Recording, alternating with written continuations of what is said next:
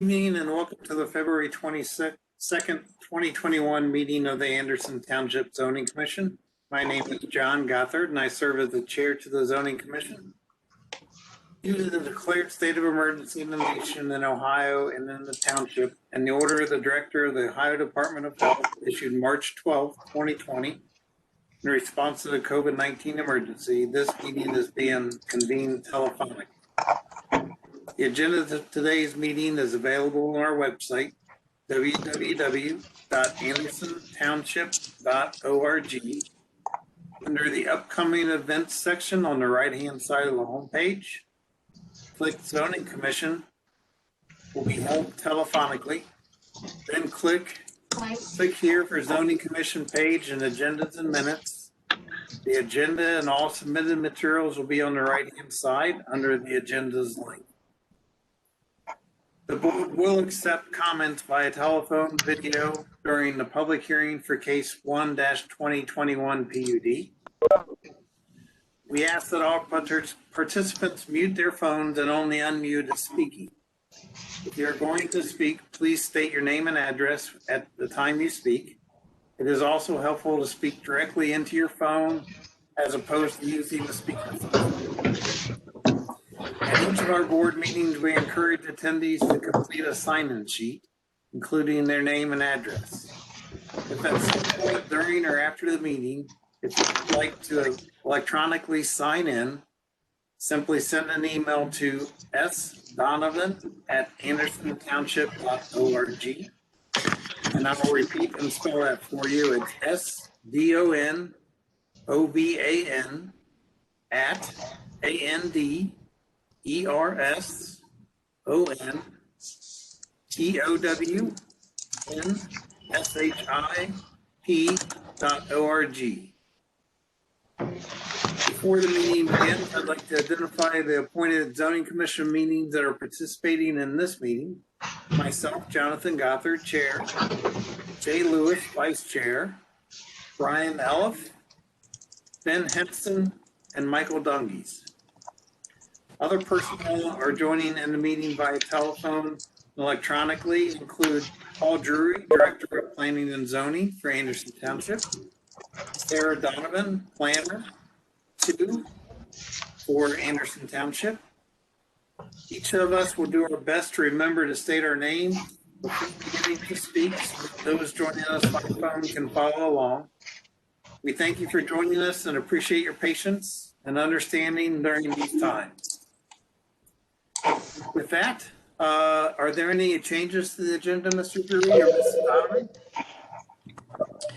There are no changes to the agenda. We did add for this month's agenda, so we can either do that now or do it after the case is heard.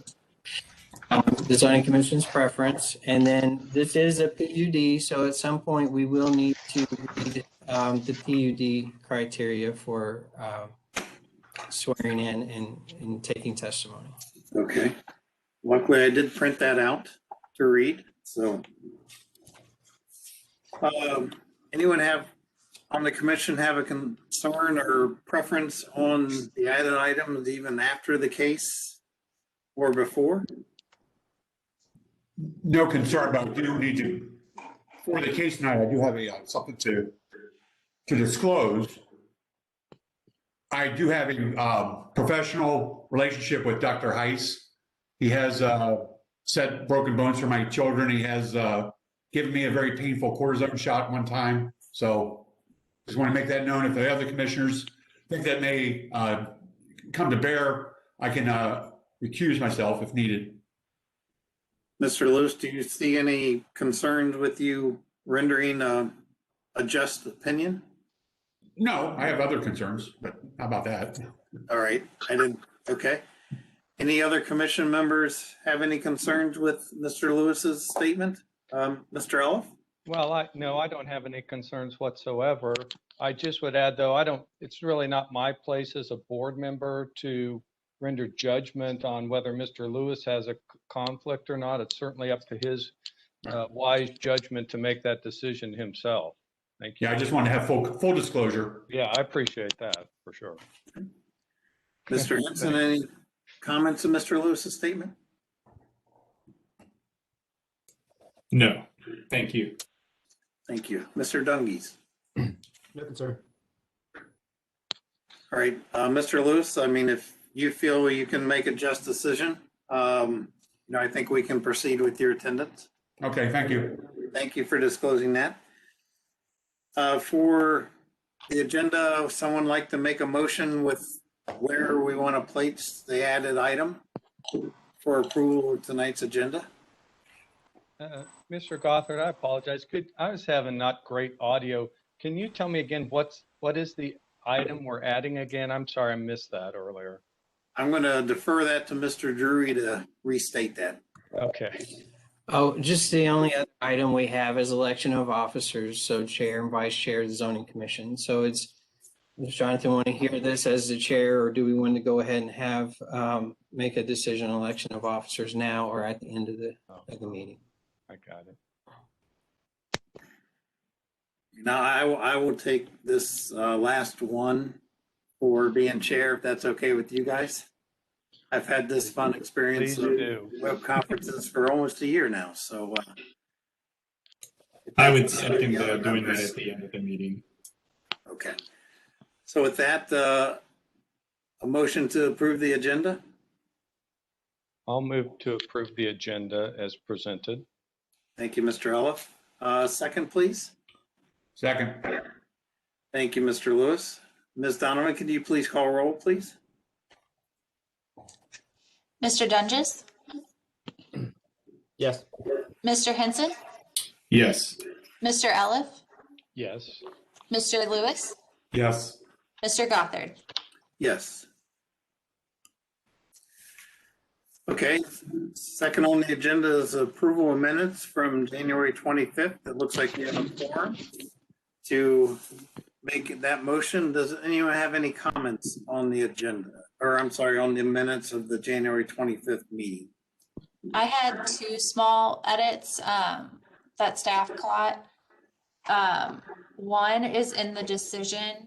It said Mr. McBride, and that needs to be corrected to Miss.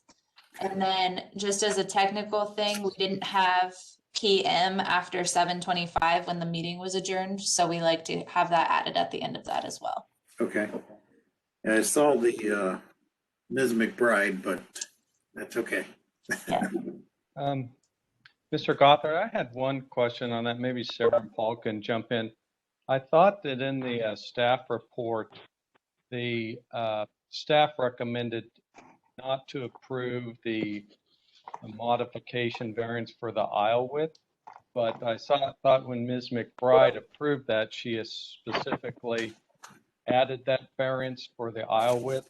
I don't see that reflected in the decision summary on the last page. Am I remembering that correctly or not?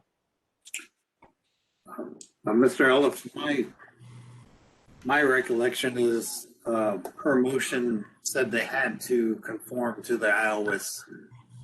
There was no variance for that. Okay.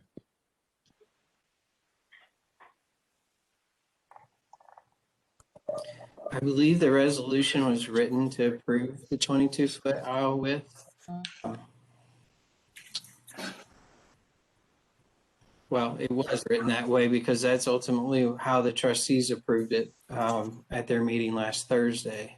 I understand, Paul. So you're saying as it's written here, it incorporated that. So I don't have any other questions or Okay. comments. And thank you. All right. Anyone else have any comments on the meeting minutes of January 25th? Hearing none, if someone would like to make a motion to approve the minutes of January 25th, 2021. So moved. Thank you, Mr. Lewis. A second, please.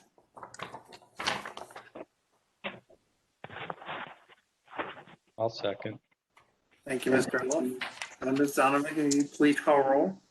Mr. Dunges, Abstain. Mr. Henson, Yes. Mr. Eliff, Yes. Mr. Lewis, Yes. Mr. Gothard. Yes. Okay, next I'll outline the procedures The commission will follow in hearing and deciding case 1-2021 PUD. Under the zoning resolution, our decision is subject to appeal to the Board of Township Trustees and then to the Court of Common Pleas. As a result, we must employ different procedures from other cases that are typically presented to the Zoning Commission. Because case 1-2021 PUD is a quasi-judicial hearing, the commission will only receive evidence as to whether the application meets or does not meet the standards and criteria in the zoning resolution. We do not want to hear opinions, just facts relating to compliance with these standards and criteria.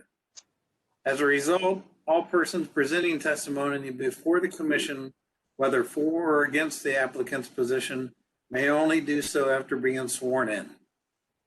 All witnesses will be subject to cross-examination. The staff will present a summary of the application. The applicant will then present its case. Commission members may ask questions of the staff and anyone who speaks on behalf of the applicant. If an attorney presents the case for the applicant, the attorney is not sworn in and is not considered to be a witness. As a result, the attorney's statements are not considered as evidence. Evidence only comes in through the witnesses who testify before the commission after being sworn in. The burden is on the applicant to present evidence that the application satisfies the standards and criteria for approval. After the applicant presents its case through its witnesses, all persons in the audience supporting the application will be permitted to testify one at a time, after being recognized by the chair. When all persons supporting the application are finished, those opposed to the application will then be permitted to testify after being recognized by the chair. If anyone in opposition is represented by an attorney, that party will go first, followed by any members of the audience. As previously stated, all persons wishing to testify, whether for or against the application, may only do so after being sworn in.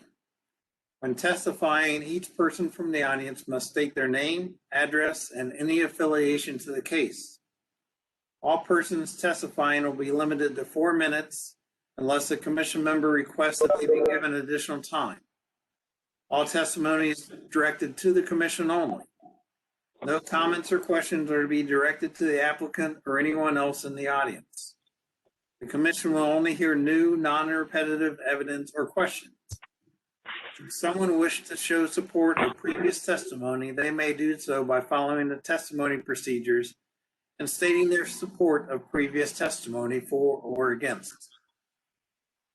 Now, all persons who may give testimony this evening, please stand, raise your right hand and swear or affirm.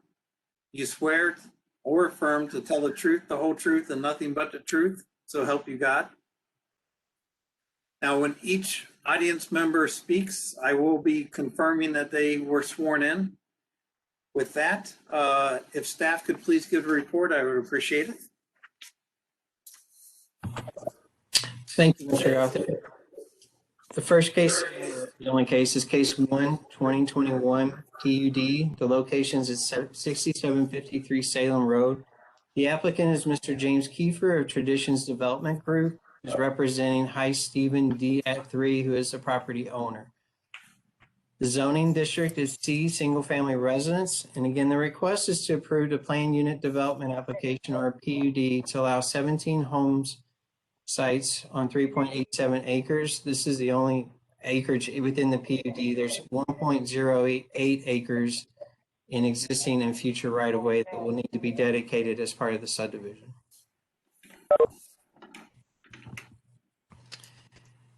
Again, as stated, the existing zoning is C, and the slide here shows the differences between what is proposed and what is permitted as of right. But what is proposed is 17 lots with one single cul-de-sac street off of Salem. The minimum lot size proposed is 8,000 square feet. The variance requested is for the front yard setback of 20 feet from the right-of-way. Side yard setbacks are requested at 5, but will range from 5 to 8 feet. A rear yard setback of 30 feet and a minimum lot width of 70. As compared to the current C zoning district, Currently, they could, the minimum lot size is 6,000 square feet, front yard setback of 30, side yard of 5, rear of 30, and a minimum lot width of 50. So this PUD is actually proposing a less dense development than what is permitted as of right in the C zoning district. The request, though, is for a 20-foot front yard setback versus a 30-foot front yard setback, that is required. If the PUD and the zoning is approved, the next step would be review by Hamilton County Regional Planning Commission for the subdivision history, or for the subdivision. There was a pre-submittal meeting held via Zoom on January the 28th. These were the items that were discussed with the neighboring residents, some of the questions that were raised. Question about open space in the detention area, the existing tree coverage, what would be maintained, what would not be maintained. Parking on one side of the street, would there be an HOA, stormwater issues, and then sidewalk connections. This is the site in question outlined in red. It's on the south side of Salem between Wilshire and Bernie. The street directly to the south is Sunray. There is a township right away to Sunray, but that is not proposed to be used. This is the topography map. There is a high point on Bernie, and this site slopes generally from the southwest to the northeast. I'm sorry, that was the zoning map. I said that was the topography map. Well, so the zoning map, sir, if you'll go back to the zoning map. We're going in the wrong direction. There we go. All the yellow area south of Salem is zone C, single family. The corner at Bernie and Salem is zoned retail. And then directly to the north, this falls within the city of Cincinnati, and this is zoned SF6, which is very similar to the township's C zoning, single family with 6,000 square foot lot sizes. So we've already covered topography on that map as well. This is an aerial map. There is currently one single family home on the property. That would be the area that the detention is proposed. There is a lawn area towards Salem, and as you go further south on the site, it becomes more wooded. Again, the topography map. These are some of the drone photos taken by township staff. This is looking at the site toward from Salem, looking generally in the south. You can see the single family residence, the condition of the property towards Salem, and then it becomes more wooded as you go further north or further south. Next slide, please. This is just another vantage point looking back towards Salem. These next photos show the existing properties on Salem. These again are in the city of Cincinnati, but the first slide is looking to the west toward Bernie, and then the next slide is looking in the opposite direction toward Wilshire. This is looking directly across the street to the north. This is the existing residence that will be raised, and this is the proposed location for the detention basin. This is just the area next to that house as you're going west toward the site, looking at the site.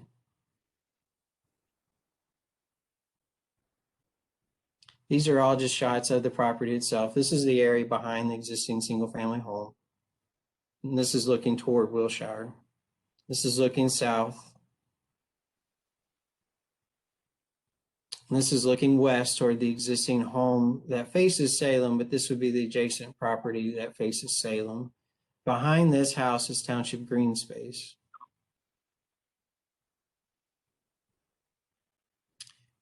And this is the proposed development. So as we stated, one cul-de-sac street, approximately 17 homes. The lot for detention, which would become open space, is where the existing home is. That is the low point on the property. All of the setbacks for the C zoning are proposed to be met, except for the front yard setback. Again, it's required to be 30 in C zoning, and then the applicant is requesting a 20-foot front yard setback. Go to the next slide, please. This is the development imposed on an aerial, or the aerial imposed on the development, to give an idea of where the surrounding properties are. The homes on Wilshire, you can see, the lot sizes are around 6,000 square feet, if not a little bit greater than 6,000 square feet, same as on Sunray. So the development is compatible to that's existing on Wilshire. And then to the west, those homes are on Bernie. Those are older homes that have larger lots, but they are still Zone C. Next slide, please. This is just an exhibit prepared by the applicant to demonstrate what is allowed under existing zoning versus what is proposed. The applicant is proposing to bring, the style of the home has a front porch that comes closer to the street, and then it has a recessed garage.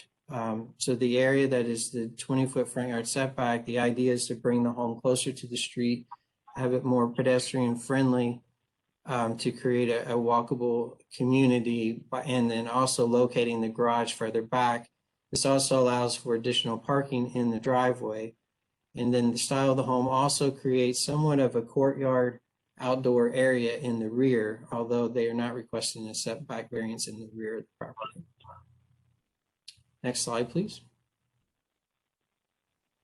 This was also an exhibit prepared by the applicant to demonstrate where the homes on Bernie are versus the proposed development, and just to give an idea of their setback to the property that is proposed to be developed. So most of the homes are located over 100 feet away from this property. Next slide, please. This is the style of home that is proposed. These images were taken from the Retreat, which is a development in Blue Ash that the developer it's currently under construction, but this is to give you an idea of what is proposed for this site in the township. And again, just to give you an idea of what the elevations of the proposed homes with the 20-foot setback would be. There are sidewalks proposed on both sides of the street with a tree lawn, front porches that come out closer to the street, and the garage recessed a little bit to give you more room in the driveway. Again, we've gone through this, but the only thing that is not compliant with this, the difference here with the PUD is that they're requesting a front yard setback of 20 feet. Next slide. So with the PUD, we look at the township's plans to ensure that the PUD is consistent with the township's adopted plans, such as our Anderson plan or 2016 comprehensive plan. We looked at areas, the chapters of transportation, people and housing, and we felt that this development was consistent with those recommendations. Next slide, please. Land use and development, again, encourages a variety of housing styles and densities in appropriate areas. Staff was of the opinion that this is a good transition from the densities on Wilshire and Sunray to the density on Bernie. It's not as dense as the C zoning district. It is more dense than the current houses on Bernie, but we felt that it was a transition between the two, and it was an appropriate transition, which was consistent with the township's comprehensive plan. Natural and environmental resources. While the majority of the vegetation on the site will not be able to be saved because of the street in the middle of the site and the houses on both, the development is not as dense as it could be. And then it is also adjacent to township green space. Again, it does have a sidewalk on both sides of the proposed street, and there's already an existing sidewalk on Salem. So staff's recommendation was approval of the PUD. And we've covered most of the reasons why we feel that it is compatible with the surrounding area, as well as consistent with the recommendations of approval for PUD. I can go through these, but I think we've touched on most all of them. So Sarah, if you'll go to the next slide. And the next slide. So there are 13 criteria in order to evaluate a PUD consistency with township adopted plans.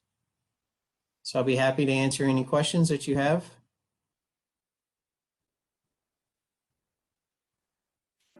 Thank you, Mr. Drury. Mr. Lewis, any questions of Mr. Drury? No questions at this time. Thank you. Mr. Eliff, any questions of Mr. Drury? I just had one for Paul, and that is, I read through your report carefully. And I see clearly your recommendation of approval. I did not see any conditions, so you're saying there's not any modifications or conditions that the staff is recommending for this one? It wasn't necessarily in the staff report, but I think it was in our presentation.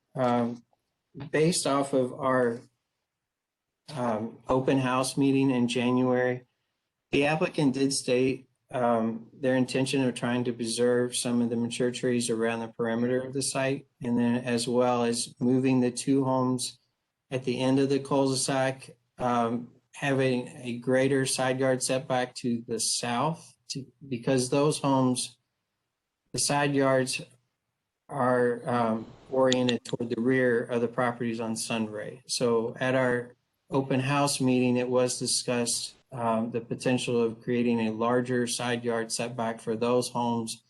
There was a concern raised at that meeting that that area is a drainage area, and it would allow to not impede that drainage area.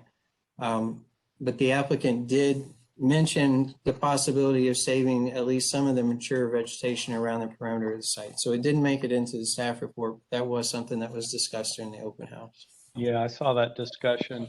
So I did see also there was some questions that came in late on this about the drainage, because I do see we have seen a number of these kind of infill subdivisions, which is nothing that out of the ordinary. But what I worry about a little bit is there are some drainage courses established perhaps over that property. And I was wondering if you could explain if there are lots that drain onto this property, how that will be protected so that there's not regrading that will then impede water flow that exists today. I will add, when I drove by there, I had less of a concern from this because it looked like this property's elevated from most of the surroundings. But how is that? How will those drainage courses be protected that might affect some of the surrounding lots? Well, if you don't mind, I think I'll let the applicant explain that. I believe their engineer is on the meeting as well. So I think they are better suited to explain the drainage and how they're planning for that. Okay, I'll hold on to that for them. That's all my questions. Thanks a lot. Mm-hmm. Thank you, Mr. Elf. Mr. Excuse me. Pardon me, Mr. Henson. Sorry. Paul, I heard you say that there is not a connection being discussed between Sunray and this cul-de-sac. Is there a reason that the township hasn't discussed that or brought that to their attention? When reading through the comp plan, it seems like this is sort of a prime opportunity to increase connectivity of the street network in Anderson, and it's not on the table for some reason. Do you know if there's a reason that hasn't been discussed with the developer? We did initially discuss it with the developer during our pre-application meeting, and then we've discussed it as staff as well. So parallel with Wilshire, it's Ayrshire, and Sunray connects over to Ayrshire. So the existing development is pretty well connected. There are two parallel streets there that are connected. So even though there is a township right-of-way between the proposed development and Sunray, it's right at 50 feet. The existing homes, they would not be able to have a front yard setback off of the new street, so it would make those two homes non-conforming. And then we also feel that it'll just be more disruptive to those existing homes than productive to try to connect that neighborhood together.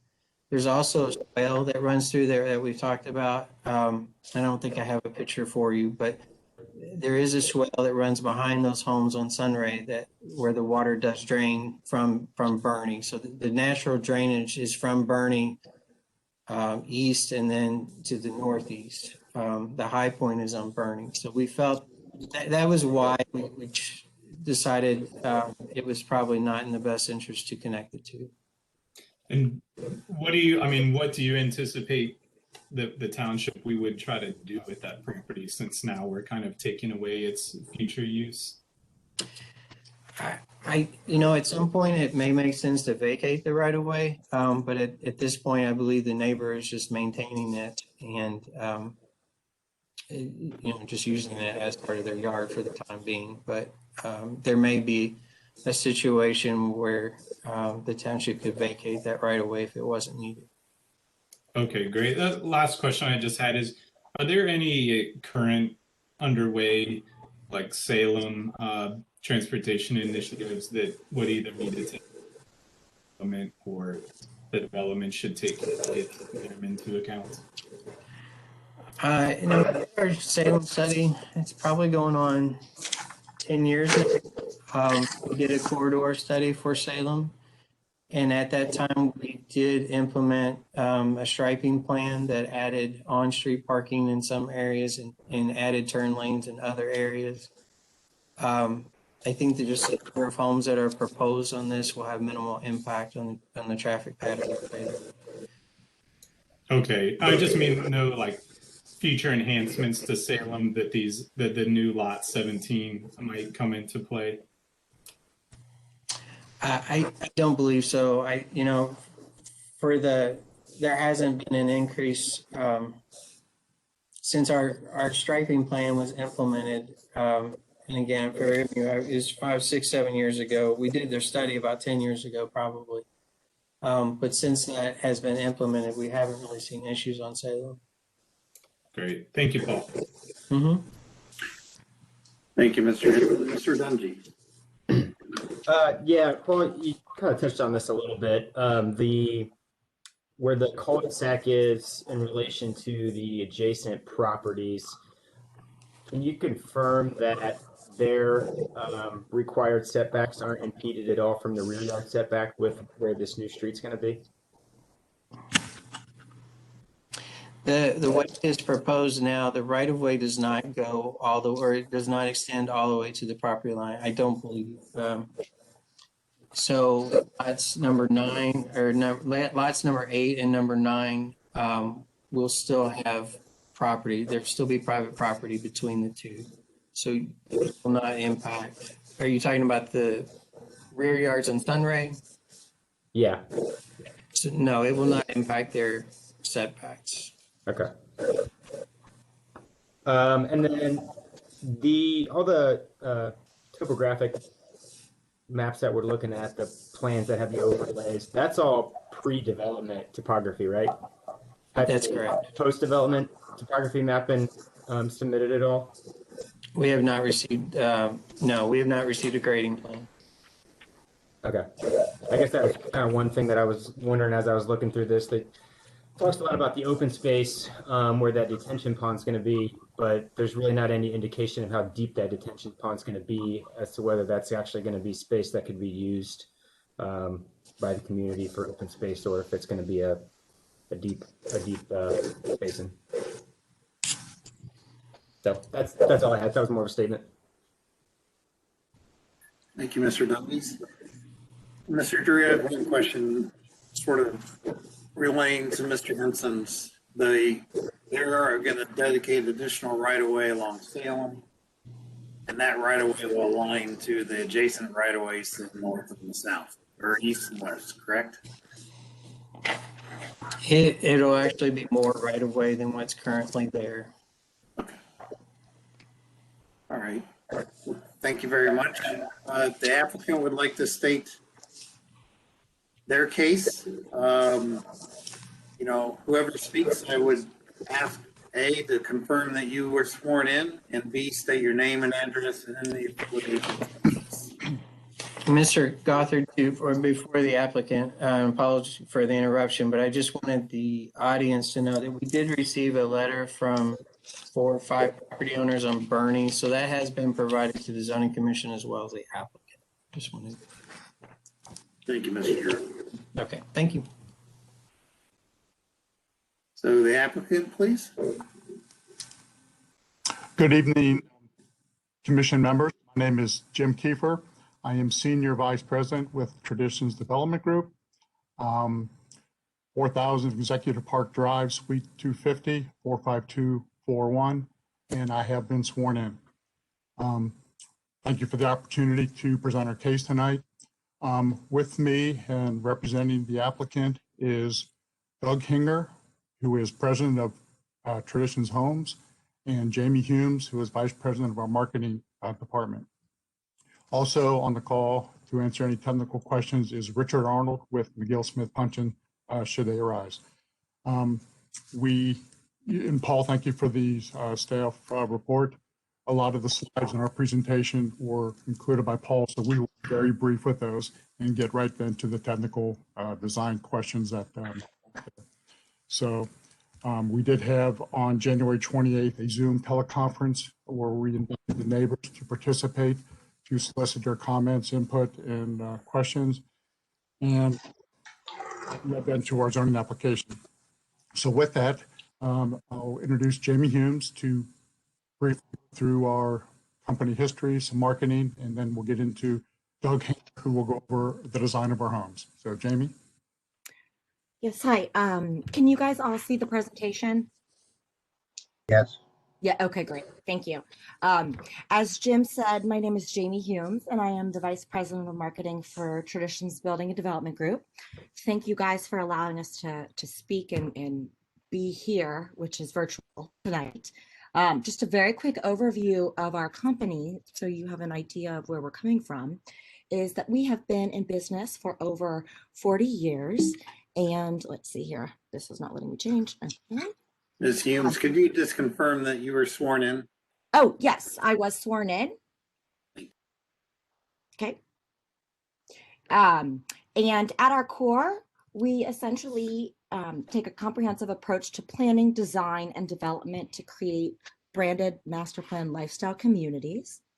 We have over 4 decades of experience and a proven history. As you can see from the slide, we have created over 35 communities, developed over 5,000 acres, and over 4,500 home sites. And on the screen, you'll see some of our locations. We are very greater Cincinnati centric. We have experience in both the urban and suburban areas. And we have a very long history of working with the municipalities, including Anderson Township, where we developed Eagles Watch several years back. So it's good to be back in Anderson. In addition to that, I must say we have been named 6-time Developer of the Year. And our most recent naming was in 2020 with the retreat at Summit Park, which Doug Hinger is going to touch on very briefly in a few minutes here. And really, one of the goals that we try to achieve with our developments are to create very walkable and connected neighborhoods. We have multiple community design elements that we bring into our developments, including street trees, sidewalks, pocket parks, and green spaces, which you'll hear more about. And our building company has been named 3-time Builder of the Year, which we're very proud of. And more importantly, we have been won national and Midwestern customer service awards. Number 1 on our goals is to satisfy and make our clients very happy. And so that is an award that we take very seriously. In terms of what we build and what would be applicable to Anderson Township is we build lifestyle and courtyard home designs. They are on a smaller lot size than estate lots, but they, while they're smaller in square footage, they are upscale in design, high style design and quality. They are primarily targeted to empty nesters and professionals who are looking to downsize. And we also have a very strong focus on exciting and dynamic outdoor private spaces. In terms of our interiors, welcoming and inviting, they are also upscale in nature. They feature spacious and open concept designs.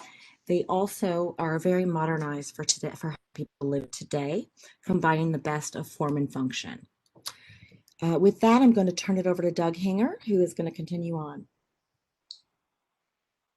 Thank you, Jamie. My name is Doug Hinger, President of Traditions Building Group, 4000 Executive Park Drive, Cincinnati, Ohio. And yes, I have been sworn in.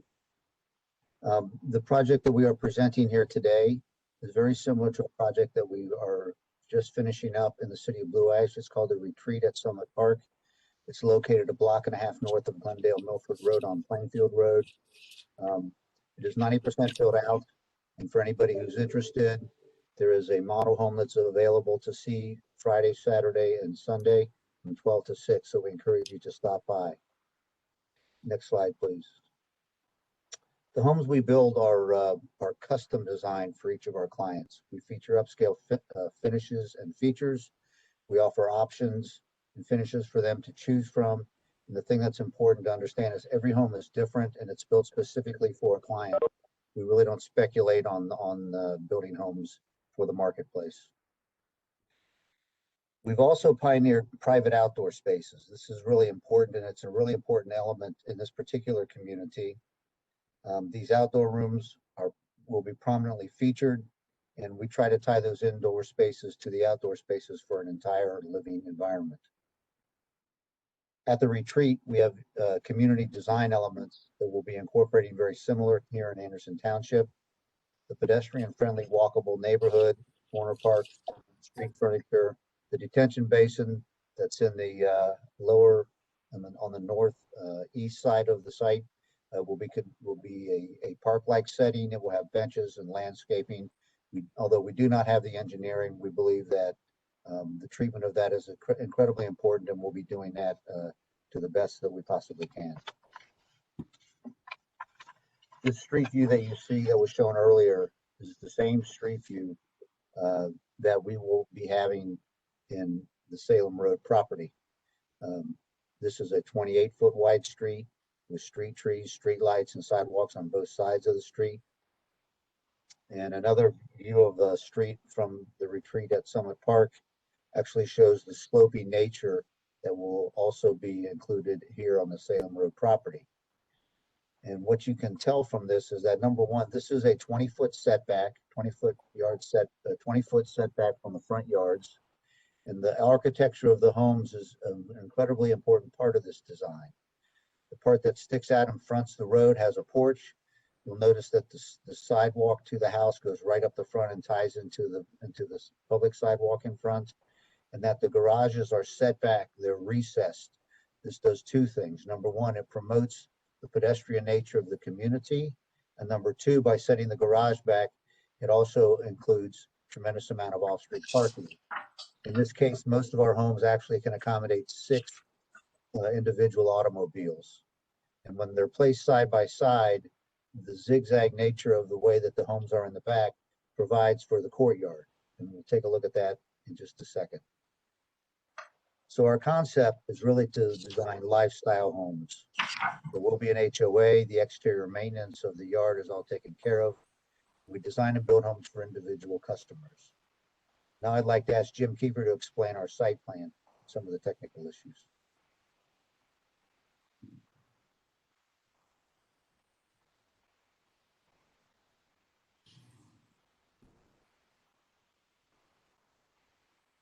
Jim, are you unmuted? He might be on mute. I apologize. This is the plan Paul presented there. 17 sites, and at the neighborhood meeting, there was a request that we show our site plan overlaid on an aerial photograph, which we did, and that was presented in part of the zoning application there. The next 17 lots is what we're proposing. And the next slide, Jamie, the property under C zoning could be developed up to, I think, 23 lots. So yes, we feel that less lots, wider lots fits in with the land plan much better. So With that, Doug will go over how the homes on 4 typical lots will be positioned and what spaces are created there. So Doug? One of the things that's unique about Traditions Building Group is that we're a vertically integrated company. We do development, we do design, we do building, we do marketing, in-house sales, warranty, everything from the beginning to the end. And because we build every home, we can design them in a way that they fit together to create an environment where the whole is greater than the sum of the parts. You see here 4 homes and the way that they're put together, and each home has on the rear a recessed courtyard that is their private outdoor space. That private outdoor space, which is incredibly important to the people who buy our homes, is we're able to do that because of the 20-foot front yard setback. Essentially creates the 30-foot rear yard area for a buffer and allows each of our residents to create the privacy that they really desire, and it really is the center of the home for each of the way our lifestyle homes works. And this really isn't working very well with the neighborhood because the neighbor doesn't want these homeowners to see into their backyard and vice versa. It's been our experience over time that of the property owners who back up to each other, either in our own communities or with outside residents, the privacy is achieved, and it's achieved by having each individual homeowner design their backyard to accommodate the privacy. If you go to the next slide, one more, you'll see how that works on the way that the house sets up. The garage on the left-hand side is recessed, gives you a tremendous amount of parking. The house is brought out to the front, has a porch that connects to the sidewalk. And then the outdoor rooms that are in the back are really, we consider them part of the building within the environment that we actually could put a house on. We could actually build up to that area. But again, it provides the 30-foot in the rear yards to help the owners of our homes create the privacy and the buffer that they need. Another thing that's really enhancing that privacy at the backyards is the grade difference. Compared to the homes in Bernie, these homes will sit anywhere from 8 to 14 feet lower. And compared to the homes on Wilshire, these homes will sit above it. So the grade difference will also help to promote individual privacy in the rear yards. And with that, I'd like Jim Kiefer to go over, along with Rich Arnold, the technical issues that we've addressed the design. Thank you, Doug. I'll start with roadway right-of-way. The homes opposite our entrance on Salem Avenue, the Hamilton County Cages shows that as a 40-foot right-of-way. On our side of the street of Salem, it's currently shown as 30. We're anticipating that maybe Hamilton County would want that additional 10 feet. So we are planning to dedicate 40 feet of public road right-of-way that should be suffice any thoroughfare plans by Hamilton County. The next issue regarding stormwater.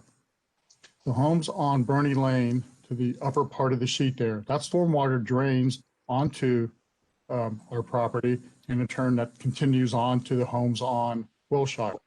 At our neighborhood Zoom teleconference meeting to solicit input, we did hear from some of the residents on Wilshire that yes, they are experiencing surface drainage issues on the back of their property. We feel that the street that we put in there, we will be intercepting a lot of that surface runoff in storm sewers and directing it down to the detention basin in the open space area. We recognize that when McGill Smith Punchin submits all the final designs for the site, that stormwater will be highly scrutinized, and we know that it'll be designed to the Hamilton County regulations. And so we definitely know that stormwater will be addressed, but we feel that it will improve the drainage onto the Wilshire residents because of the street intercepting a lot of the water. Now, the Bernie Lane residents, their stormwater is flowing onto the site, and we will have to address that, make sure it's collected and conveyed so we don't create a rear yard wet situation for our residents. So we are aware of the surface drainage patterns as they exist right now, and we will develop a plan that addresses all those issues. Regarding the grades of the street, as you can see, the topography lines, I've estimated roughly about 8.5% grade is what this street will need to be to reach the cul-de-sac at the top of the street. Retaining walls will be required around lots 9, 10, 11, and 12 to be able to provide a building site for those 4 lots there. So our lots are definitely below the Bernie Lane homes, which sit roughly 8 to 10 feet, 8 to 12 feet higher. So with that, we understand the grades, we understand the challenges regarding developing our final grading plan. And we have an experienced consultant, McGill Smith Punching, that will be addressing those issues there. I think Doug mentioned that on that open space area, it'll be a detention basin, but we enhance those and usually provide seating, paths, and try to create more of a park-like setting for that open space instead of just a detention basin. So with that, that's some of the technical issues I think we recognize and are addressing. And that, I think, concludes our presentation. Rich Arnold with McGill Smith Punching is on the call. He's also available to answer any technical questions should you have any. Thank you very much. Mr. Dunges, any questions of the applicant?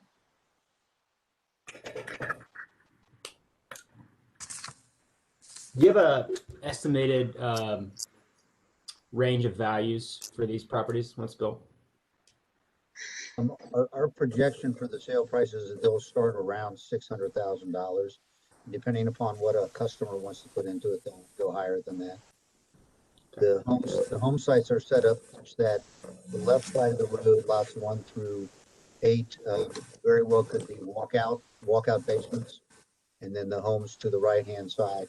The lots fall across the site. They will have some windows in the lower levels on the downhill side, but they will sit lower than the ones on Bernie. Okay, and do you have a timeline or schedule in place for development? Depending upon the time that it takes to secure entitlements in the marketplace, it's conceivable that we could start construction later this year. Everything would have to work very efficiently for us to do that. Okay, that's all I had. Thank you, Mr. Dunges.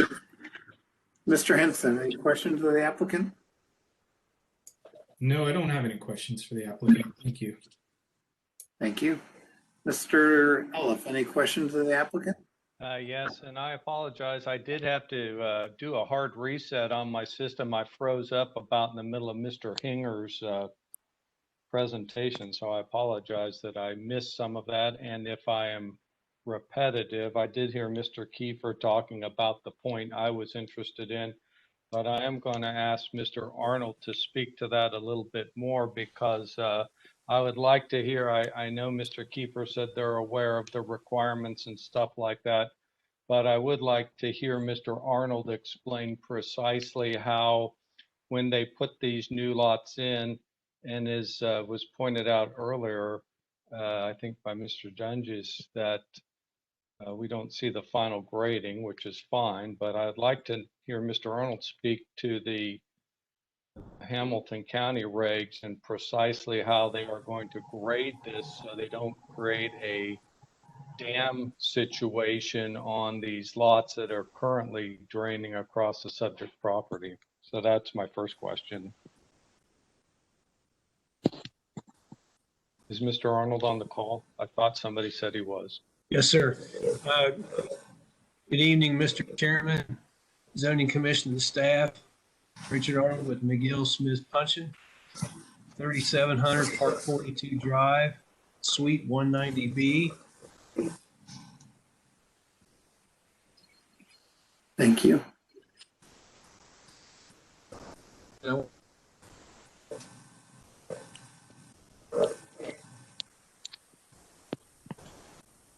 We may have lost Mr. Arnold. Well, I'm really having some trouble. Can you still hear me, Mr. Gothard? I apologize. I don't know what's going on with this call tonight. Yes, Mr. Olaf, I can hear you. We lost Mr. Arnold. I think so. He was just getting warmed up. He's back. I see him again. Okay. Say Mr. something. Arnold, if you could just confirm that you were sworn in. I've been sworn in, thank you. Thank you. I wanted to just make sure I understood Mr. Ellis' inquiry as to the damming portion of his question. Yeah, so my question is that there's properties, it looks like from what I've heard, the Bernie side, that's the high side. So those properties are draining down across the subject property where we're doing the development here today, and there's established drainage courses. But when this new subdivision would be graded out, I'm concerned that that will impede the current drainage courses and create backup onto those Bernie parcels or wherever it's receiving the water from. How do you handle that, and what are your requirements to make sure that the water flow remains? That's my question. All right, thank you, Mr. Ellis. I'll explain the worst case scenario, and it may turn out something different to this, but the worst case scenario would be is that there would be a rear yard swale at the rear of lots 10 through 17 to direct runoff from south to north.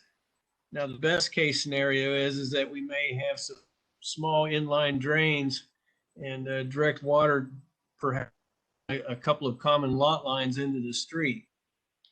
But I do not see any concern of damming water on the properties on Wilshire.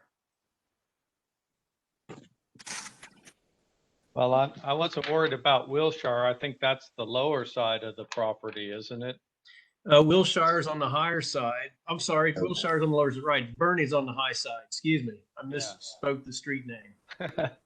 Okay. In regards to if you're concerned about water running off towards Wilshire, as Mr. Kiefer alluded to earlier, that the street that's being installed in here going from south to north is going to intersect the runoff from the west. And in addition to that, the front yards and the fronts of the buildings on lots 1 through 8, that stormwater will be directed toward the street. In regards to the rear yards of 1 through 5, those will be directed into some type of drainage system to the stormwater detention area in the open space area. Right. I get all that.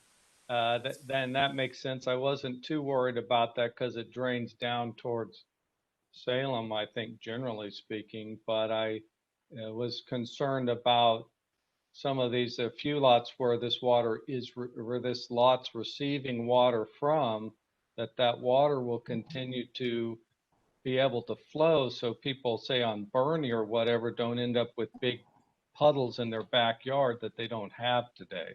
And you're saying that's not going to be an issue because the county, when they review your grading plan, will require that flow to be maintained.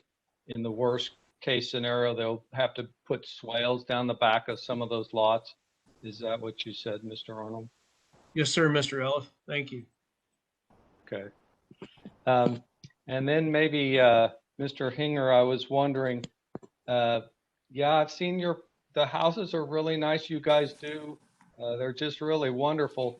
What kind of siding materials are you proposing for these? We use a variety of materials, including brick and stone. We also use a synthetic shingle that looks very real. And the reason that we use those materials is because they're very low maintenance. So yes, I've seen those peak shingles you're talking about. What about the siding? The siding that we're using is very limited, but that is a vinyl siding, and it's done with proper detailing and color application so that, again, the owners are not interested in the maintenance, but we have the architectural detailing be correct so that the homes have the same appeal. Mm-hmm. How come you guys don't use hardy plank? Because our clients have told us that they're not interested in painting. That's something they're trying to avoid. And if you use the detailing right and you do the proper color combinations, the appearance is really quite striking. But isn't it true that hardy plank comes with the color baked in? It's a you don't have to paint that surface either, correct? Eventually, you probably will. It does require less maintenance than, say, a wood siding, and there are some that do have the material that is embedded in the product. We have not used that to this point. Mm-hmm. Again, our siding is primarily, we've used very little horizontal siding. It's mostly the shingles. Would you consider using it in this development? We hadn't up to this point, but we certainly would consider taking a look at it. Okay, well, thanks a lot. I appreciate that. I don't have any other questions. Thank you for your answer. Thank you, Mr. Eliff. Mr. Lewis, any questions of the applicant? Yes, I have a few. Some have already been answered or asked by the other commissioners. And for the applicant, I don't care who answers these questions. I'm not directing them at a specific person on your team. So the first question is, this is a 17 house or a home site plan. Is this your past dealings or past developments? Is this on the small side, high side? Where's the 17 follow? Is it in your sweet spot? We choose our locations based upon where the folks who like our homes want to live. We've done large communities like Eagles Watch, even Legendary Run out in Claremont County. This particular location is a place where the marketplace, and we've heard many of them who have come over to Blue Ash that like our homes. They would like to see us build these homes over in Anderson Township. So this is the site that is available. We have a number of people who are interested in buying our homes here in this particular location. So that's why we're fortunate enough to come across this property. But is 17 on the low side of the number of homes you develop in a community, or is it on the high side? We've done communities as small as 4. We've done communities as large as 150. Okay. Somewhere in between. That's what I wanted to hear, the answer. So on the picture that Paul showed of the overlay on the trees, you're basically going to clear cut the site prior to development of all the trees that are there. Yeah, thank you for bringing that point. It is one that we failed to address earlier. The majority of the site, yes, will be cleared. It is our intention to work on the perimeter to try to maintain whatever we can as far as the existing tree cover. We have a long history of trying to preserve vegetation whenever we can, and we've learned the lessons of trying to preserve things that are not going to survive.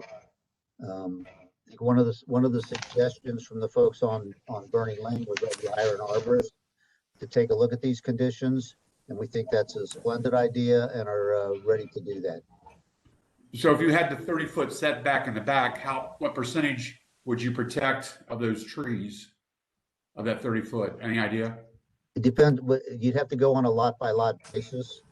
We said it would be our intention to keep 10 to 15 feet of a buffer, and whatever is located in there. The important part is that you try to protect the heavy equipment from getting within the drip line. The drip line is defined as the exterior of the tree where the rain would drip off of it. The root structure underneath there is very sensitive. And so we try to save whatever we can. And sometimes the trees are not even on our site that we have to protect. Okay. We're very well versed in that, and we try to do our best. But it is true that the majority of the site, the trees will be taken down. Okay. Yeah, and I had the same questions about the grading plan, and it's not available. The utilities within the community, are those going to be buried? Because I saw on the picture from Salem going in, there's overhead power lines. I'm sorry, could you repeat the question? So I saw the overhead power lines on Salem, right? Within the community, are those power lines going to be buried, or will there be electrical poles and such within the community? We'll be underground electric service. Okay. Next question was, between the home sites, are fences allowed, or is that something within the HOA that, can each owner put up their own fence? Fences are allowed. So many times it's to keep the dogs in. We'll have a design review committee to oversee that. We typically allow black or dark metal fences. In some cases, we've used privacy fences in between the homes, but there's a fencing guideline so that there is a consistency to it, and the residents are able to enjoy their rear yards however they like. Okay. Someone spoke about basements and walkouts. Was that only for home sites 1 through 8? Because of the topography? That's what our preliminary analysis indicates, and probably not even, it's really probably more like 2 or 3 up to about 7 that are going to be full walkouts. Okay. Most of the homes will have the ability to have windows on the side, however, and this is an incredibly important part for the people who buy the homes, because they often finish the lower levels. Occasionally we'll put another bedroom down there, and so it gives us egress windows. Okay. And you said you do not build on spec. You build to order based on purchase. So what is your anticipated time frame from the first home being started to the last home? What is your target? You know, it's not inconceivable that we could build homes at the rate of 8 to 12 a year. So with that in mind, it would be somewhere around 1.5 to 2 years to sell all of the homes. And then the lag time is about 1 year to maybe 15 months to finish it out. And what will the people who were the first to get into the development, what are they going to see on each side? Is it going to be a foundation or just a cleared lot or what? It will be a cleared lot. The street will be installed. All of the underground utilities will be installed. All of the service connections will be ready to go. The rear of the yards, again, we need to do some very diligent work to identify what we can save and what we can't. It is our intention to include a specific buffer allowance for every home so that they can achieve that privacy from the neighboring residents and provide that privacy to the neighboring residents. And that will be up to them to work around any vegetation or trees that we're able to save. Okay. Thank you. I have no more questions at this time. Thank you. Thank you, Mr. Lewis. I have a couple questions. The sidewalk width on the colored sort of site plan for a lot, it showed a 4-foot sidewalk length width. Is that what is proposed for this development? Jim, we'll meet whatever the regulations of Anderson Township are. Jamie, can you put up that slide? The individual lot colored. Another one you're looking for. What's the regulations in Anderson Township? So on a township street, it's 4 feet. On a county roadway, it's 5 feet. Okay. We typically put in a 4-foot sidewalk. Okay. Is what we're showing. All right. As part of the HOA or the lot purchase, if there are trees that are identified to save and they are saved, will that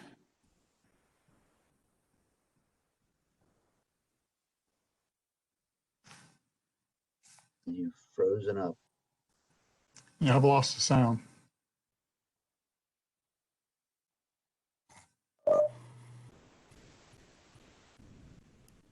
Jonathan, you still there?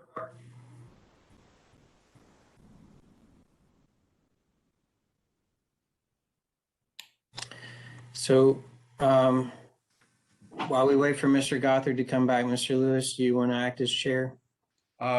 Sure. I don't know what Jonathan was going to ask. I'd like to be able to reserve the opportunity for Jonathan, when he reconnects, to come back and go to his line of questioning, if that's okay. Okay, Paul.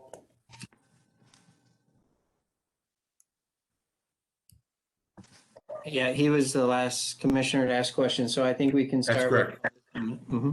Okay, at this time, I believe we would move on to, for other people who are in favor of the application to speak, please identify yourself, your address, and if you do have any affiliation, and if you've been sworn in.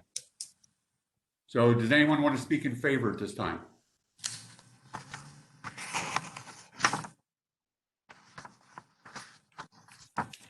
I would like to. Okay. My name is Shelley Baxter. I was sworn in. I'm at 6763 Salem Road, so right next to it on the Wilshire side. We are definitely for this project.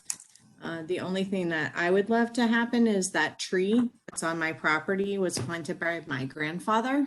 And so I would love for that to be able to stay where that open space is. And really, that's all that I have. Okay, thank you. Anyone else wishing to speak in favor?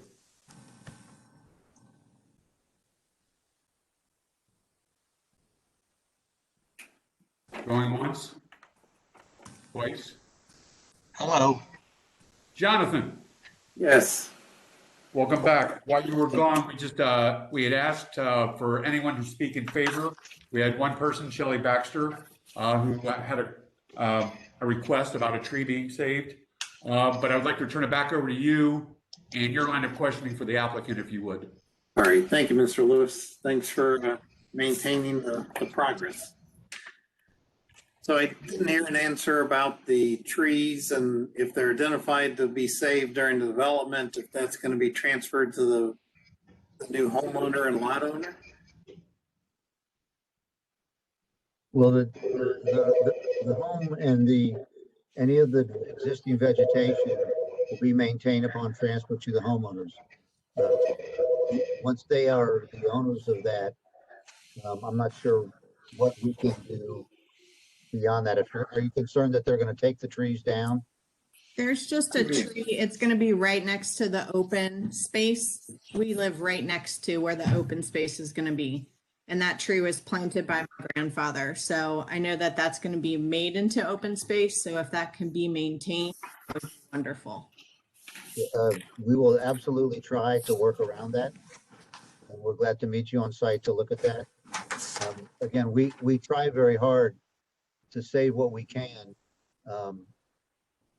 We've taken down a lot of trees that have died after we've tried to save them though. So we try to be judicious about that. And we try to be honest about, what the realities are in those cases. But in this case, anything that's on the common ground, which would be the HOA, which would be the area in front there, that would be subject to the HOA maintaining that. And that would have, I would say, a higher degree of preservation status than one that's on an individual lot.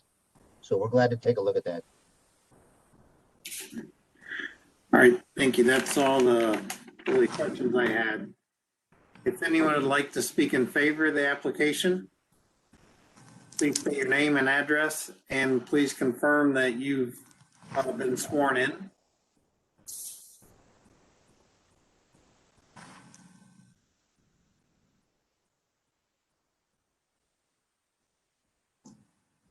Okay, hearing no one, we will open it up to anyone that would like to speak opposed to the application. Again, please just state facts and how it relates to the zoning. And please state your name, address, affiliation to the case, and confirm that you've been sworn in.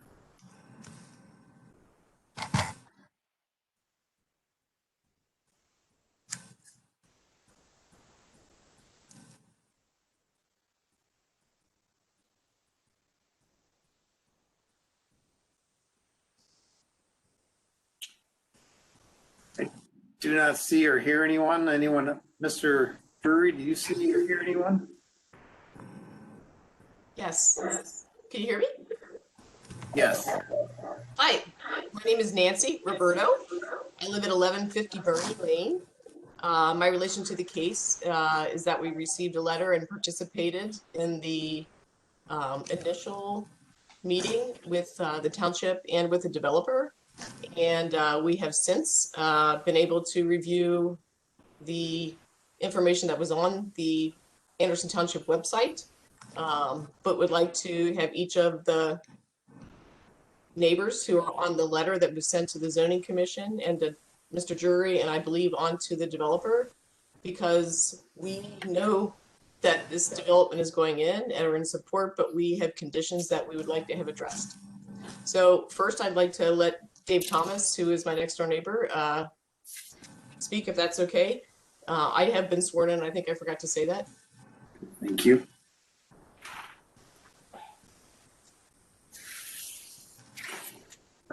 Mr. Thomas?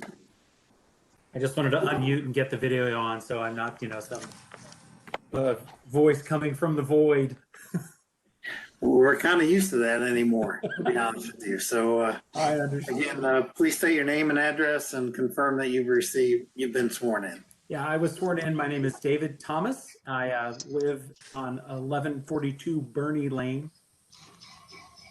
And the one thing from our side that I wanted to speak to is, and some of the questions have been answered about the future sales of the homes.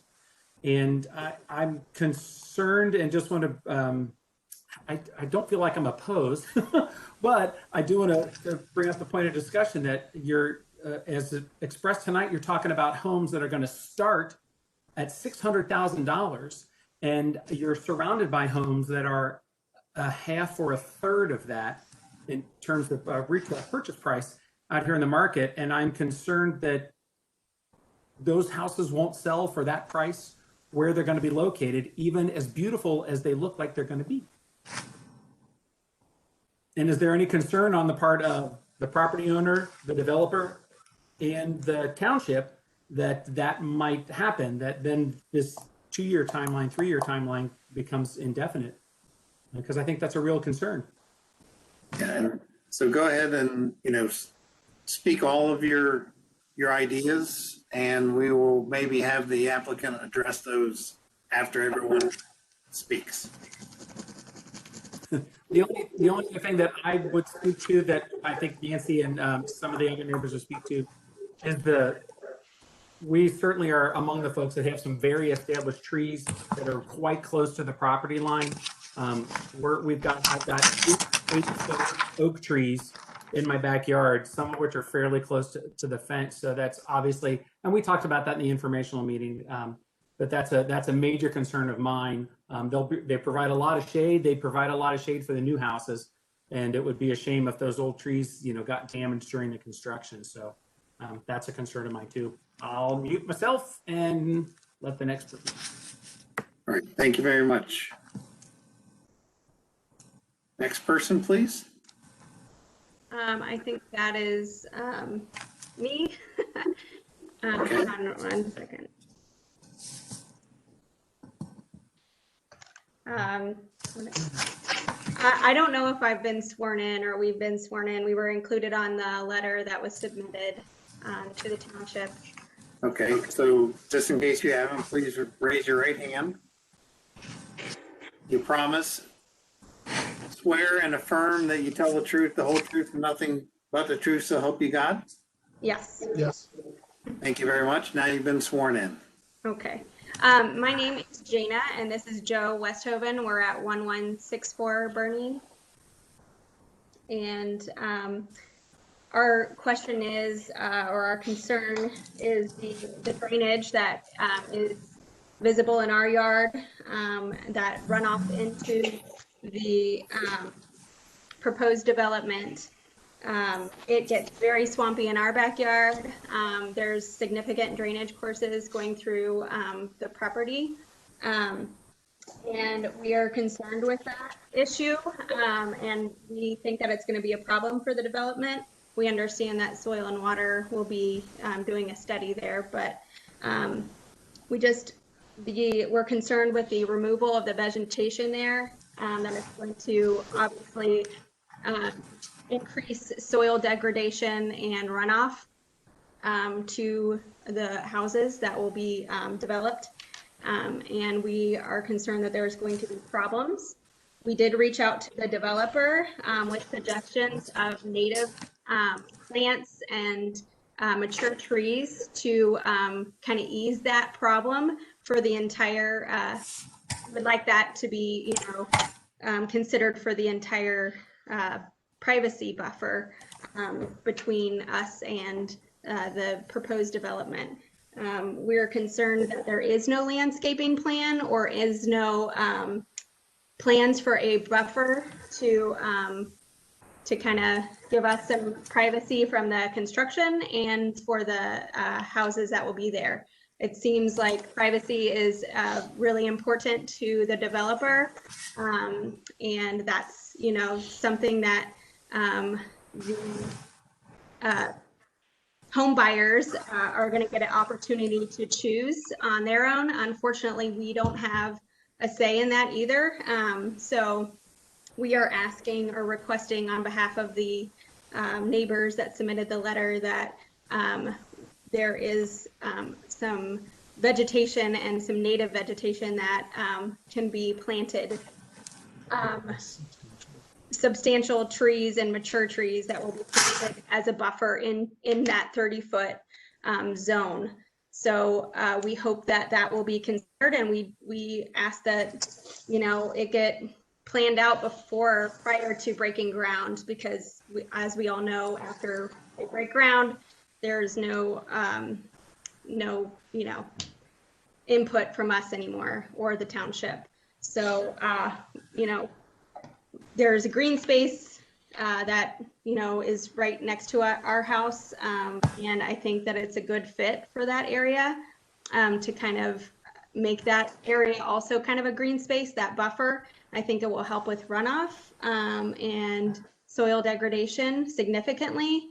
Native plants, as most people know, don't require any maintenance, you know, like the pine trees and the common little, you know, tiny trees that are waist high need to be watered year after year until they're established. So we're suggested mature trees that are native to this area to be, and they hold their leaves throughout the winter months as well. So we think that it's a good fit for the development and for the surrounding neighbors that currently live here, since there is no, you know, opportunity for us to give any input when the development goes in.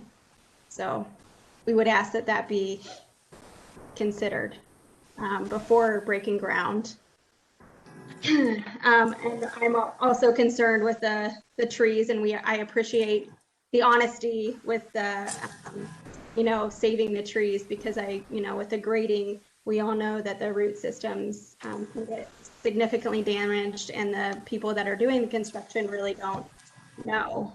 So when you have the arborist come out, are the neighbors allowed to walk with the arborist or have another meeting to understand what trees are going to be saved? Because on our end, unfortunately, we don't have any significant trees. So we're already losing the buffer or the privacy once everything is taken down. We don't have any significant trees to speak of or any that will be saved. So that's, you know, that's our concerns. Yeah, I think I said everything I needed to say. Sorry, I was so long-winded. That's okay. Thank you very much. Anyone else like to speak? Opposed? Hello, this is Nancy Roberto. I live at 1150 Bernie. I think I've already taken care of swearing myself in, so I don't want to duplicate that, but I would like to just explain to you why I engaged Gary Meisner with this project, and hope that we can, you know, really work together, because I actually love the houses. My husband and I went out and looked at them. We're empty nesters. I think I said that on the call. So I think the design is great. I think there is some concern, as Dave brought up, about will these houses sell and will they sit there, you know, for a while. But my biggest concern in the natural landscape of all of our homes along here is that when I went out to the retreat, the perimeter of the neighborhood really seems to be just has like a vinyl wraparound fence. To you use the words community, but it really feels a little bit like if there's a perimeter fence or like a thermometer around this entire neighborhood, it's going to feel like you're keeping the rest of everybody around you out. And so that's really been the push for me to engage Gary and the overall design and however he can help us. And then obviously you know, the developer has their own landscape architect. But Gary has assured me that this builder, you guys are really quality builders, so that's exciting for us. So I'd like to introduce Gary and let him talk a little bit about what we've talked through as he's walked the property, looked at, the drainage issues and some of the things that we did send a summary to the zoning commission today. I'm sorry that was late, but your summary from the meeting also came late, so we're all working on a short timeline here together. So at that, I'd like to have Gary speak and talk about some of the proposed things that we'd like in the PUD before it's approved, to be assured that it's a win-win for all of us. So at that, I'll let Gary talk. Thanks. Thank you. Mr. Meissner, if you could please state your name, address, and affiliation to the case, and also confirm you've been sworn in. Gary Meissner, landscape architect, land planner, 1118 Pendleton Street, Cincinnati is our office location. And I've been sworn in, but I'm willing to be sworn in again.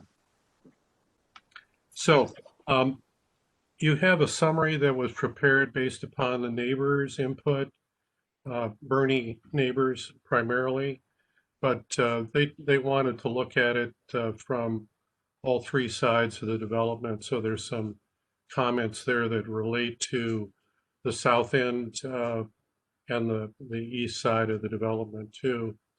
A lot of these comments are detail focused, and Doug's responses to some of the key issues like tree preservation, arborist report is very good.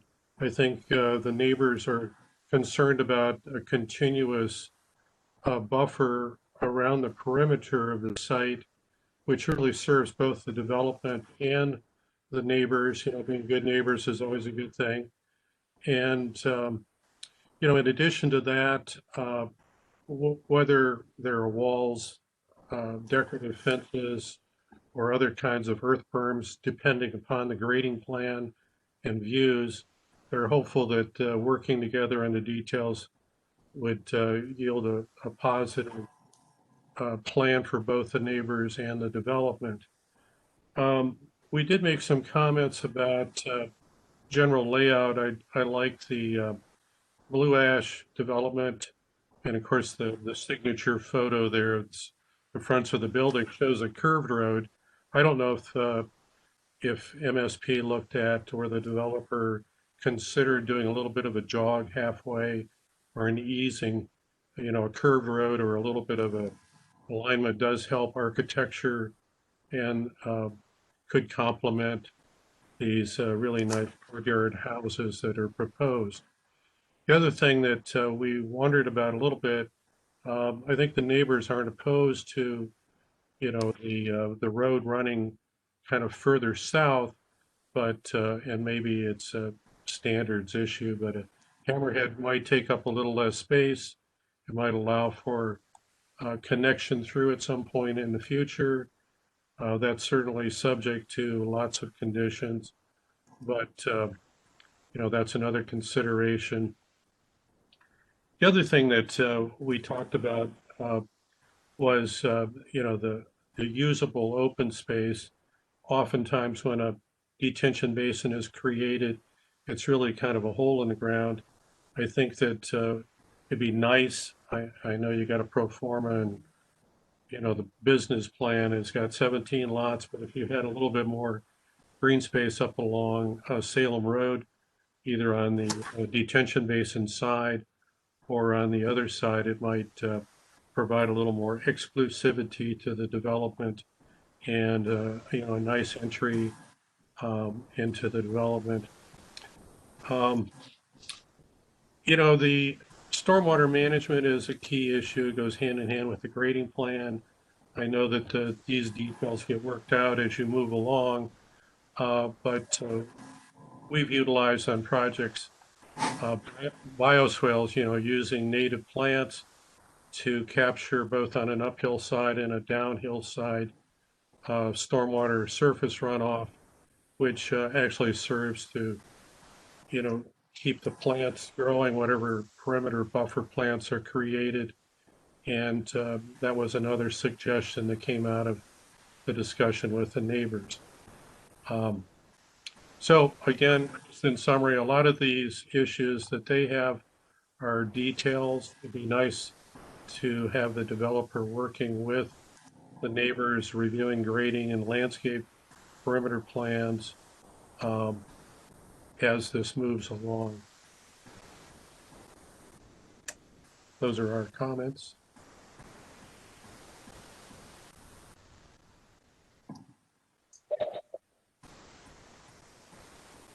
Thank you very much. Anyone else like to speak opposed to the application?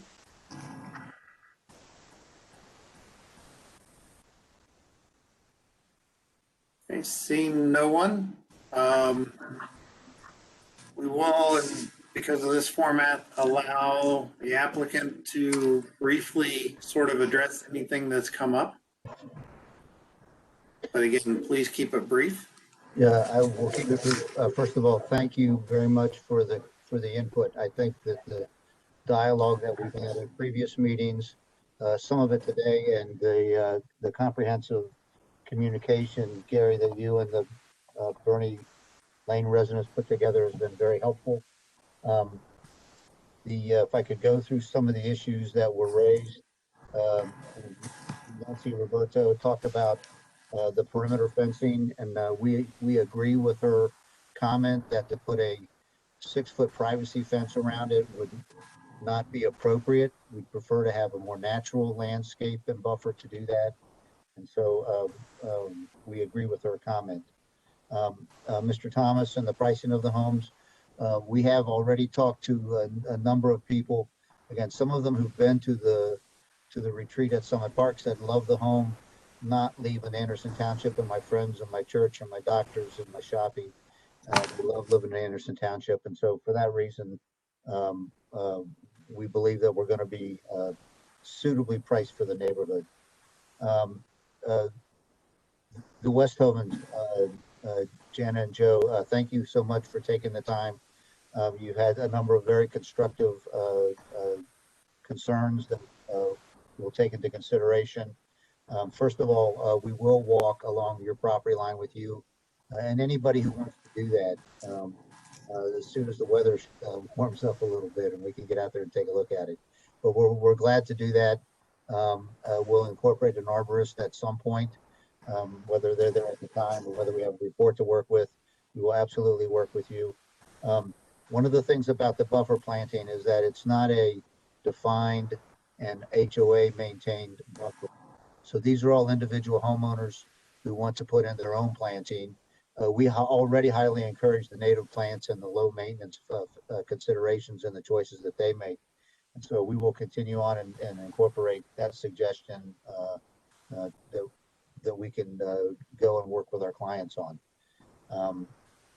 And then Gary, I think what you had a concern about the curved road. We did take a look at that, but it's very limiting on the way that the homes work. I hope that the individual site plan that showed how we kind of shifted the way that the garage and the house set and provided that outdoor room. That's really a really key part to the livability of our homes. And that's why the street is straight so that the homes can actually fit that way. If we were to start to curve it, that opportunity would go away. The outdoor space would end up being in the 30-foot backyard of the home. And that's what we're trying to avoid. We want to try to keep that as natural as we can. I think that your suggestions about along the Salem Road entry, we have taken into account. We have not presented that as eloquently as we would have liked for this particular presentation, but the entry will be there and will be suitable and will be something that's commensurate with the kind of work that we've been known for in our 40 years of work. The idea of a bioswale and some of those particular elements are certainly worth considering. We'll leave that to Rich Arnold to start working through in the drainage plan. We actually have a bioswale in front of the retreat at Summit Park that runs right along Plainfield Road, so we know how well they can work and it can be done very well. And then I think the final thing was the turnaround. We did discuss a turnaround. I think a hammerhead can work for probably maybe 4 to 6, maybe 7 lots. But when you got 17 lots in this particular location, a full-fledged turnaround is going to be much more appropriate, we felt. And I think staff felt was generally of the same opinion. So thank you, everybody, for your input. We appreciate it. And we'll do our best to be good neighbors and to complete this community in a way that everybody will be proud of. Thank you, Mr. Henninger. With that, Mr. Drury, I believe we will close the public hearing. Is that correct? Yes, that's correct.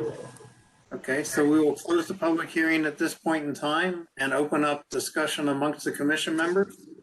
So Mr. Lewis, we'll start with you, please.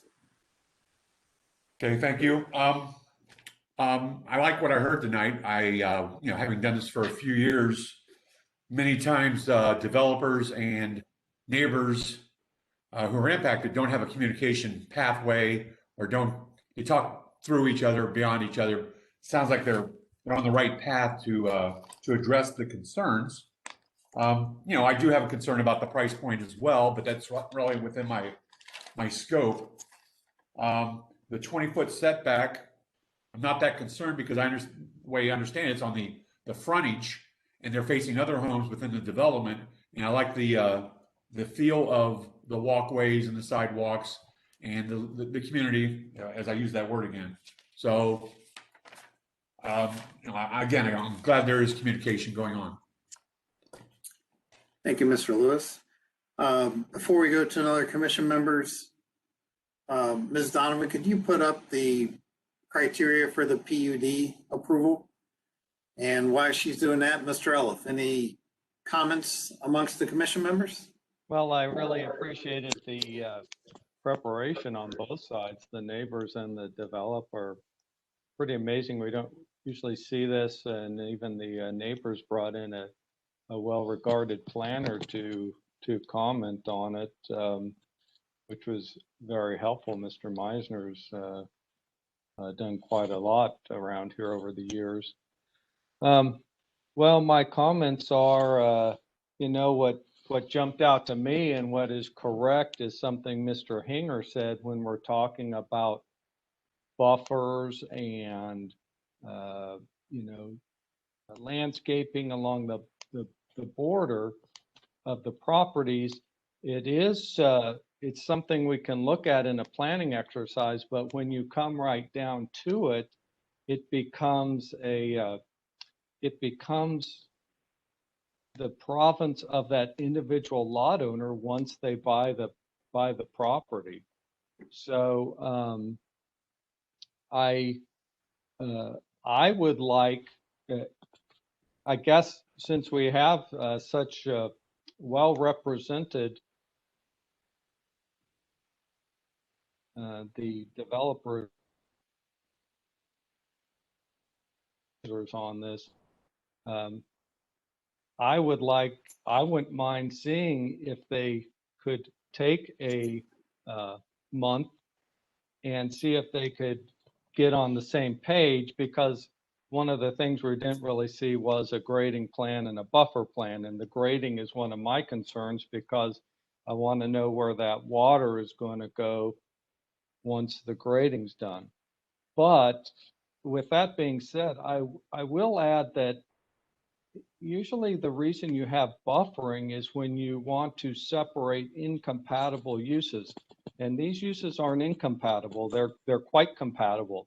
It's backyards adjoining backyards for the most part, in one instance, side yards. So I think if the parties voluntarily want to come together on some kind of buffer plan, that's great.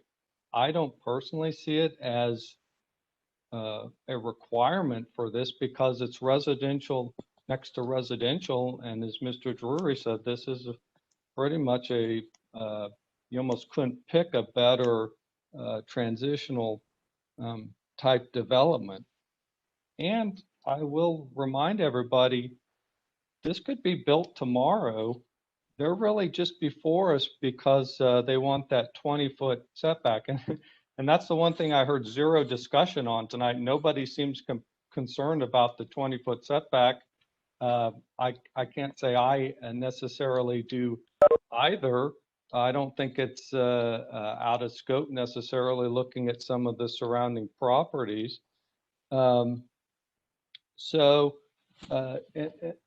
So I guess really that's my comments. I mean, I love to see I'd like to see collaboration. I don't think that I would, as an individual, say it needs to be mandated. But if the parties want to come together and say, you know, we like this plantings here, we're showing precisely the drainage. I am somewhat satisfied with Mr. Arnold's representation that he is going to be required under the subdivision regs to make sure that drainage works, but I would like the staff to, I know it's not a zoning thing, but I would like the staff to keep an eye on that because that's my primary concern. And then lastly, I do think when we're talking about these little lots, the building finishes are paramount. I'm not really that concerned about it with Traditions. Their stuff is very good. I'm not concerned at all that they'll be able to sell this for what they say they will. I think it will be a really nice development. So I'm okay proceeding, but I would love to see a little more work on this if everybody's okay with that. Okay, I've said enough. Thank you. Thank you, Mr. Olive. Mr. Henson. You, Brian, you just brought up a point that I was kind of chuckling to myself too as well, that the crux of this review revolves around the 20-foot setback, and almost nobody has even mentioned it. And also it doesn't present much of a problem in my eyes as well. I do find myself coming back over and over again to my question to Paul earlier in the meeting about not connecting to Sunray Avenue. And I don't disagree with his point, you know, that the existing street network through the existing neighborhood is sufficient for the existing neighborhood. But to me, this sort of gets to, you know, kind of a different matter altogether with regard to, you know, a community kind of imposing itself on an existing community. You don't really hear the term gentrification spouted too often in our suburban setting, but just I don't even know if it's a symbolic or, you know, if this is epitomizes so many other things that I feel are, you know, kind of out of whack in the country and our community right now. But to see this road sort of butt up right to the property line and turn its back on the existing neighborhood legitimately keeps rubbing me the wrong way. And it is not what we're here to discuss, but I do wish that we would have explored that connection a little bit further, both from the township's point of view of upholding the ideals and the goals and objectives in the comprehensive plan, which clearly state that, you know, that this is something that we do uphold as a value, that we do want to connect our community, but also just from a future development standpoint of, you know, as the township does infill, you know, we're adding density, we're not going less dense in too many instances. So butting up cul-de-sacs to cul-de-sacs will become, you know, more and more of a problem as we go down that road. And I really just wish we weren't forsaking this opportunity to avoid that in this instance. That's all I have to say on that matter. All right, thank you, Mr. Henson. Mr. Dungies. I don't see anything in the plan that is in disagreement with the general standards for PUD plan approval. In regards to the buffer, I guess my comments on that would be that the current zoning and use of the property would allow the property owner to put a structure up within 8 feet of those property lines, if I'm not incorrect, because it is a side yard now versus under the new development. At least the new structure will be 30 feet away from the lot lines. I do have a little bit of concern with the drainage, but as stated, they'll have other standards to meet to make sure that's required. And then the maintenance of it will be an ongoing thing with the township if it gets out of hand. So I generally don't have any concerns. Thank you, Mr. Dungies. I guess my comments were sort of addressing some of the others. You know, we recognize that the drainage, there are governing bodies that have to review and approve all the drainage issues and the resolution and solving of those issues. So as far as the general PUD standards, I asked Ms. Donovan to put up, looking at those 14 criteria, the development seems to fulfill all those. Contrary to Mr. Henson, I think putting the street back to Sunray would sort of burden the existing homeowners of those adjacent parcels. I know it is a luxury that they've enjoyed for all these years, but now having a 28-foot, in essence, taking up the entire right of way with sidewalk, street connection, would be something that may impact them more than any of the other neighbors around. So the cul-de-sac does not, strike me as a bad solution. I would like to see any sort of motion that the developer has to protect with a fence any trees or vegetation that is on adjacent property that maybe the drip line extends over the property line. So, they're not impacting, adjacent vegetation and trees by this development. And truly the only way to do that is with a true, construction sort of fence, not staking or anything like that.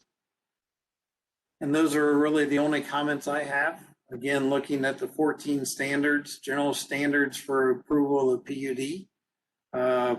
Would like to see if anyone on the commission would like to make a motion.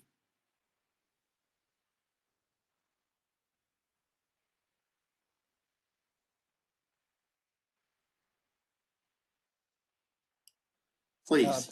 Before I make or before somebody makes a motion, I'm not saying I would necessarily, but I have a question for Paul on this. Paul, do you believe there would be any value of having further discussion between the neighbors and represented by Mr. Meisner and the developers? Is you prepared to take this case to the Board of Trustees? Well, so just as a reminder, with this is a PUD, the zoning commission will have the final approval. So if the zoning commission approves it and has the zoning in place, then their next step would be for the regional planning commission for their subdivision review. I agree with you though, in your, when you were discussing the case, it is great that the developer is talking to the surrounding neighbors. But I don't know if that will impact the zoning commission's decision one way or another. And you're right that landscaping in the rear yards is an individual preference. It's going to be for some of these new homeowners.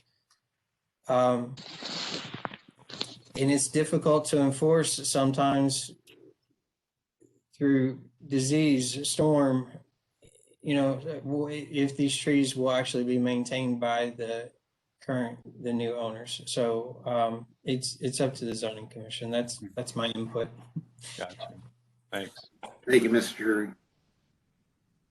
Mr. Elliff, any other comments or? No, that was just the only one. Thank you. So again, would someone on the commission like to make a motion?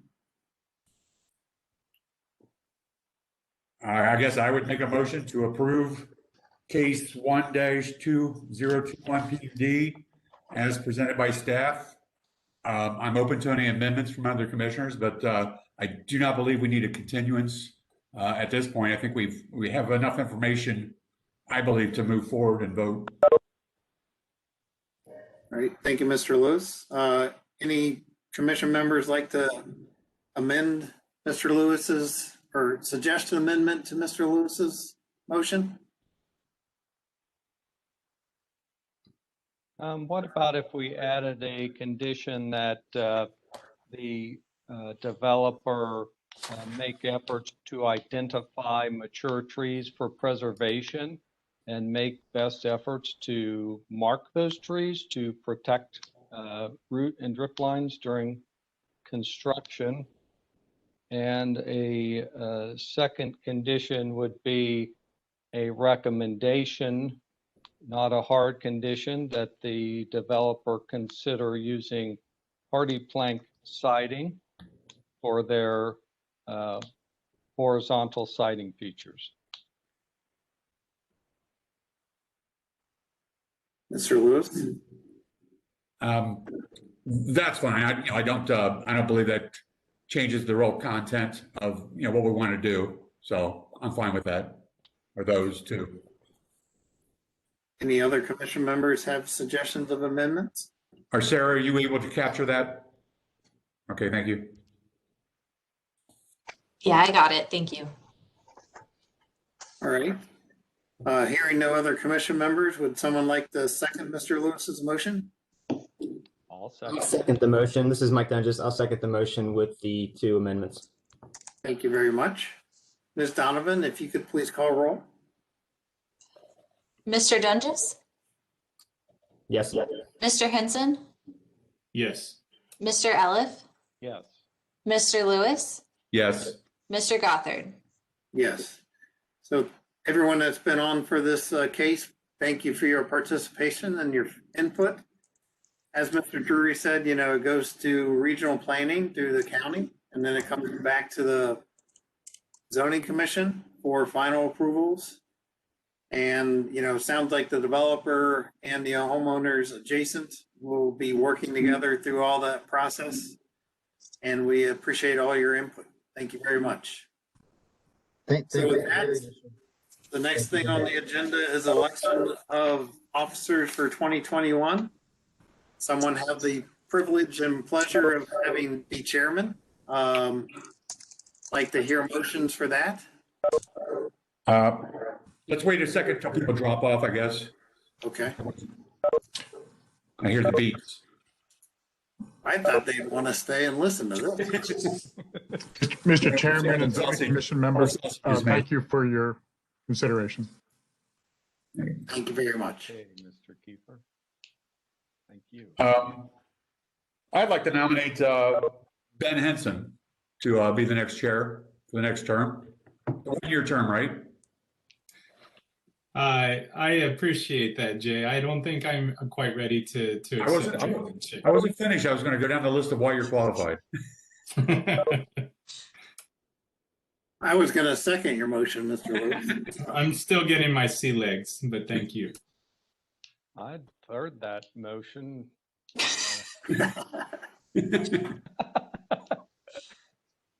It sounds like Mr. Henson has declined that nomination. Oh, Paul, is there I can't remember, is there a term limit? Is it 1-2 years to be the chair?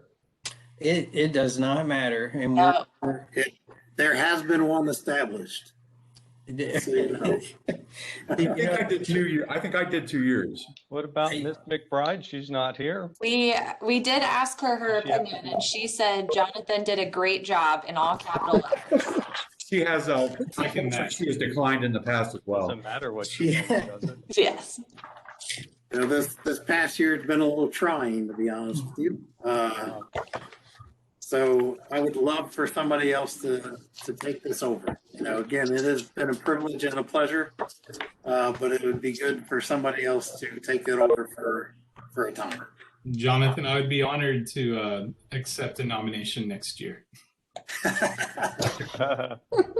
Hey, Paul. Ms. Donovan, do you have that on record? I can make a note. I'll make a nomination. I nominate Ann McBride. Throwing her right under the bus. Paul, is there any idea outlook wise of how long we'll be Zooming? There's not, unfortunately.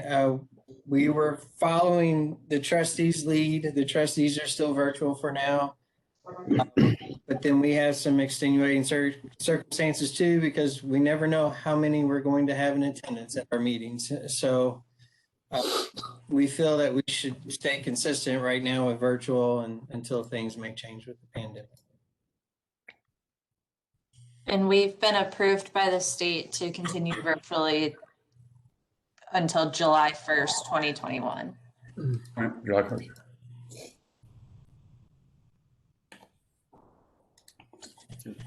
I didn't think this was going to be the hardest part of tonight's meeting. I apologize. I don't think I would do it service at this point. So we have Jonathan who's declining, we have Ben who has declined, and Ann who has declined. Those are 3 members right now, which really only leaves 2 other members out. I would nominate Mr. Ellis for chair and Mr. Lewis for vice chair. Yes, if you're getting to the bottom of the barrel. Holy cow. Okay, yeah, sure. Mr. Lewis, would you like to continue with vice chair?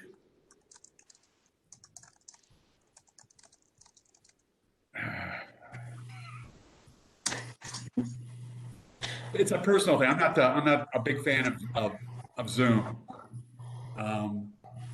It feels like, I feel like we're missing. But we got to do what we got to do, right? So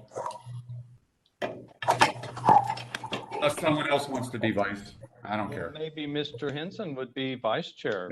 That actually is not the worst idea, because then you have your year lead in. It makes sense. Hey,